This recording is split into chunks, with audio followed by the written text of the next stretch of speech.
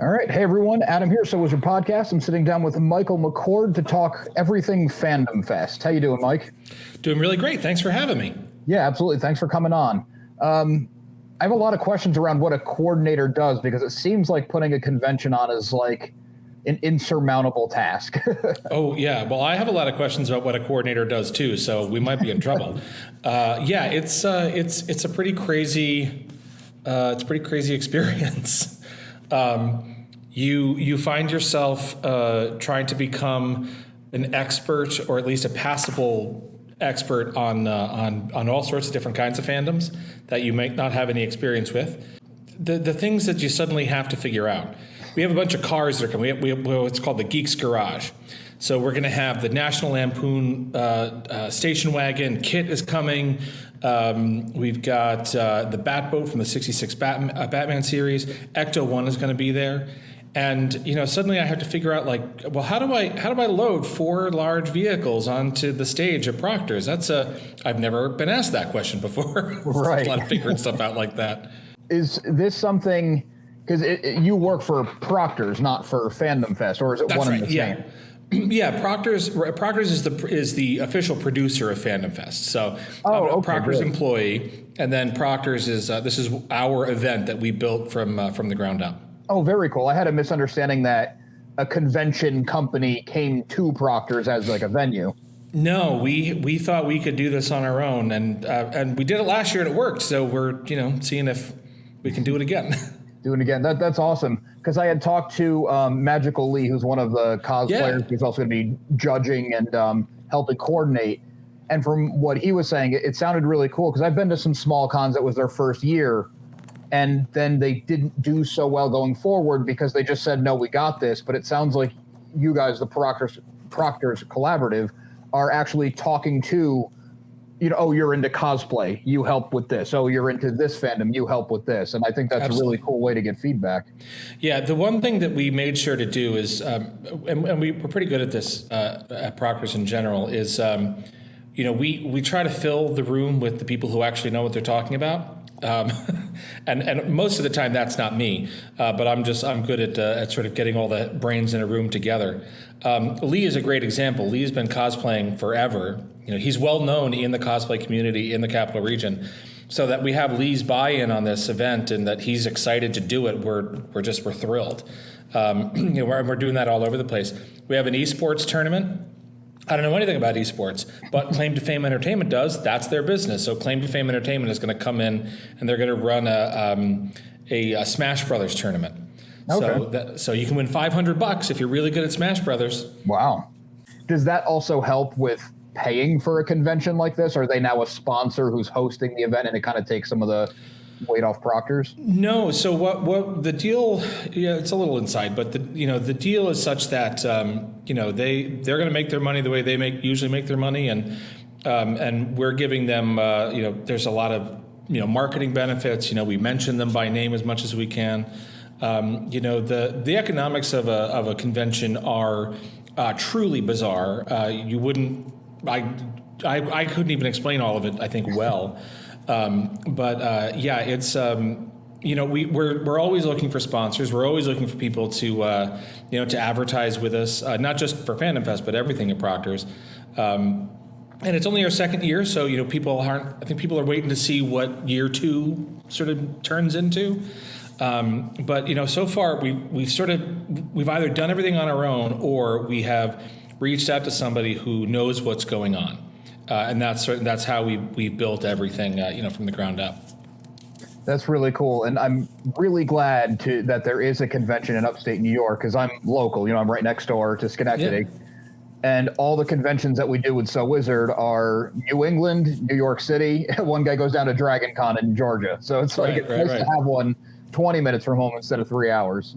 Well, we're glad to do it. And we're not alone, in the con world. Saratoga Comic Con is great. That's twice a year. The Albany Comic Con, that happens once a year. So we are happy to be part of that club. We try to work collaboratively, with everybody. And vendors in the area as well. We're friends with Nick over at Earthworld and with Bill over at Electric City Comics, and so we try to make sure that that this really is a community event. Yeah, very cool. So along with the big emphasis on cosplay, the Geek Garage, which sounds really awesome, and I'm very curious to see in person how that works. I'm sure it does, but just picturing Proctors as someone who's gone as like a guest. Right. I'm very interested to see. The esports tournament is awesome. I haven't seen that at a convention that I've been to. What else is going on? We have, so we call the main hallway at Proctors the arcade. It's an old-fashioned term for what it is. So we decided to put a real arcade in the arcade. So we have what we call the arcade because we couldn't come up with a clever name that day. And so the guys who run Saratoga Silver Ball Show, they're going to bring 10, stand-up arcade games, full-size arcade cabinets, pinball machines. So they're going to be there. We have what we call the Dragon Dungeon. So if you're into role-playing, we've got D&D, we've got Pathfinder, we've got traditional board games that we're getting from Bard and Baker over in Troy. We have more than 80 vendors are going to be on site. So we fill the entirety of Key Hall, which is an event space right next to Proctors. But we have so many that we're actually going to have people sort of lining the hallways. We've put people pretty much everywhere we can fit a table. You're going to see a vendor there. So that's awesome. Yeah, so there's a lot of really fun stuff. We're trying to be, we know that these things can be overwhelming. They can be really loud, and there can be a lot of people. So we have a quiet space set aside for people on our third floor. So if you need to just get out of the din of the crowd for a minute, you can go over there and do that. We've got there's a fursuit lounge. If you're part of the furry community and you need to get out of your costume for a moment, there's a place where you can do that without breaking the sort of the magic of your character. And then of course the celebrities. We have a ton of celebrities coming: Alan Tudyk and Summer Glau, Adrian Paul, Dave Barkley, Keone Young, and Todd Habercorn.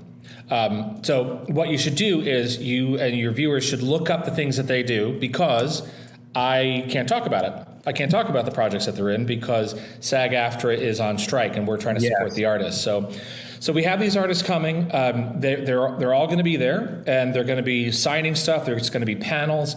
We're just limited in some of the things that we can talk about, but it hasn't really slowed us down at all. They've been very cooperative with us. They've really tried to help us out. So we're just moving full steam ahead.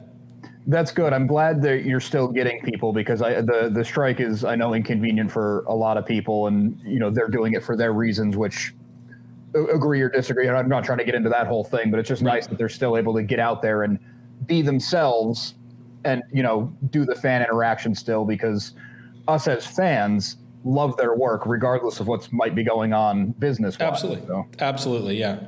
Yeah, it's going to be tough for me, particularly with some of those people, not to say, remember when you were on that show? That was awesome. Yeah, you just can't say the names of anything. Yeah, right, exactly. Yeah, it's cool, though, that they come as themselves, and I'm sure the cons are good for them for other reasons as well. So. Yeah. So that's excellent, because we were a little bit worried, us as a podcast community, we're a little bit worried with 2 strikes going on. Is like, man, what are these conventions going to look like this year? Yeah, they've figured it out. Again, there's a couple of topics. I mean, strangely enough, it's some of the more obvious topics that you want to talk about. But what we found is there's a lot of really interesting questions that you can ask people that aren't specific to the project. I mean, Alan Tudyk alone, he's done movies, he's done a lot of TV. He's been in tons and tons of stuff. So just talking about the type of work that he's done. And the experiences that he's had, the people that he's met, that's pretty exciting stuff. Yeah, his own history, the craft of it, everything adjacent to the actual project. Exactly. Yeah, very cool. How about as far as comics goes? So we have a lot of vendors who are bringing comics.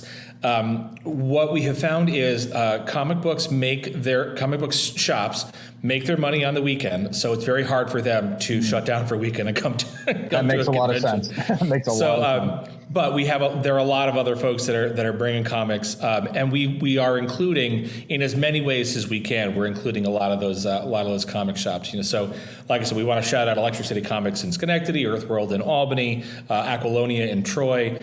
These are just some of the shops that that we've talked to, and they're still helping us out. Electric City is going to be here. Bill Townsend, who's the owner, he's run that shop since 1982.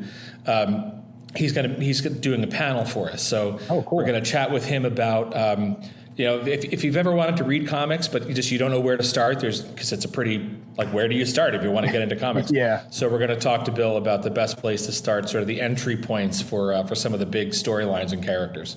That's cool. He's probably got a lot of insight on being in the industry for 30, 40 years, also exactly. running a shop, because that's with ups and downs in the comic book world, it's got to be a labor of love. Right. Yeah, exactly right. That's excellent. Is there any kind of an artist alley? Oh, huge artist alley, yeah. A lot of cosplayers are going to be in artist alley, but we have professional comic book artists coming as well. Doug and Rick Arthur, Doug Hills they're all going to be here, and Bart Sears, who is an illustrator for Marvel and DC. We've got a guy he does inking for comics. Ron Mars is coming. Ron is he's local. Ron is the guy who created the second version of Green Lantern back in the 90s, a character named Kyle Rayner.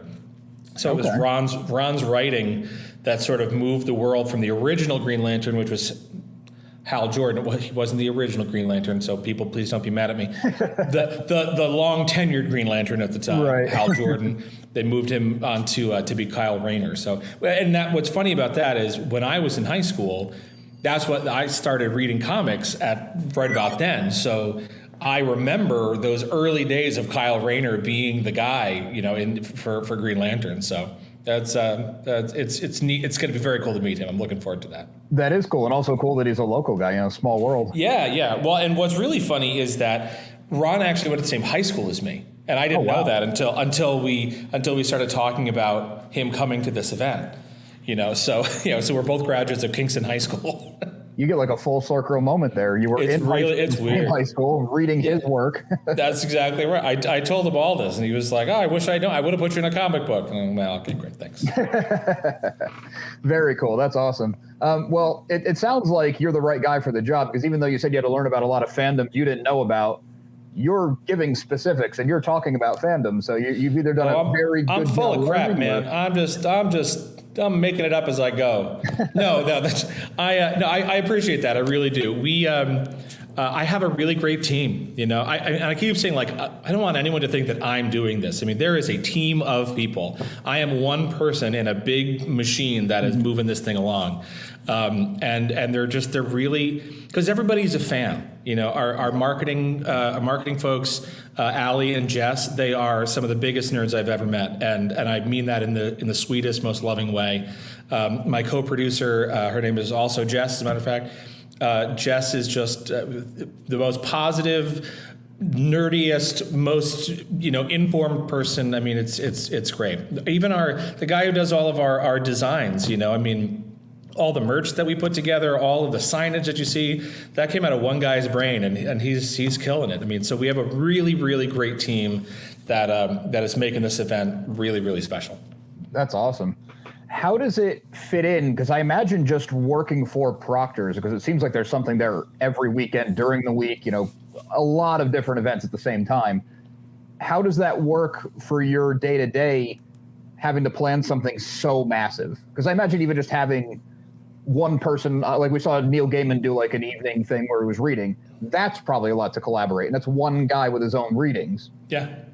Yeah, I mean, it is not easy to move this building around. Getting back to the idea of us being a great big team, we're going to have, literally hundreds of folding tables that are set up, right? So somebody's going to have to walk around the building and put out hundreds of tables. But we are really good at, I think that we're really good at doing a bunch of things sort of all at the same time. When we thought about this idea we actually had this idea originally pre-pandemic. Mm-hmm. And as we thought about it, we said, you know what we're really good at? We're really good at bringing 2,000 or 3,000 people into this building, putting on a show, moving them around the building, dealing with that many people. We can do that. That's the easy part for us. So, and I would assume for a lot of, early, cons, what happens when 2,000 people show up to your event? Like, how do you move people around a room? So that stuff we already knew. So it was really just a matter of, can we figure out things that people will want to see? Because we know how to get them here. We have a great marketing team, so we know how to do all that stuff. So can we find the content? And so this is, like I said, there's many hands making light work, but the hardest part for us is this week, right? The week before, when you sort of realize, oh, there's a lot of stuff we still have to do. And that's when you sort of, my normal job at Proctors, I'm a fundraiser. I am in charge of our membership campaigns and trying to raise donations for our nonprofit. And so I'm not doing a whole lot of that this week, but last week I was, and next week I will be. Right. Well, I do appreciate you making the time, because I'm sure this is an insane week. So next week I'll have to reach out like a month sooner and then sit on the interview until the week of. You got it. Yeah. That way you'll have some breathing room.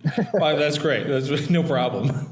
For you and your whole team, are any of you guys going to have time to enjoy the convention, or is it just going to be run? I think for a couple of us, it's going to be run. But that's a lot of fun for us. I mean, I am fortunate. I'm going to be the guy moderating the panel with Alan Tudyk and Summer Glau. Right? Okay. So not only do I get to go to that panel, I get to run it. So that's going to be really a 45-minute conversation with those two. That's pretty awesome. But our whole team, we have a staff of about 100 people at Proctors, and everybody in some way, shape, or form is volunteering. And if you volunteer as one of our staff people, we're not going to charge you to come into the building if you're volunteering for us. So you volunteer for a couple hours, and you can stick around and do whatever thing you want to do. I will also tell you that as I'm running around like a crazy person, I will often stop and play a little bit of pinball, and then I'll carry on with the rest of my day. Mental reset, moving on. Yes, exactly, yeah. That's awesome. Well, Mike, once again, I really can't thank you enough for taking the time out, because as we're recording this, you're like 3 days away. So that's all right. Hey, listen, this is, I needed to sit down anyway. Okay, well, I do appreciate it, and I'll let you get back to work on it, and I'm looking forward to, I'll probably run into you on Saturday. I'm looking forward to meeting you. I'm looking forward to seeing everybody, and I can't wait. Thank you, Adam. Thanks for inviting me. Oh, and for people listening, we should probably say there's going to be a link in the description to buy tickets, directions to Proctors if you're not from the area. Fandomfest.org. We made it as easy as you could. I should have put that in the scroller. Thanks again, Mike.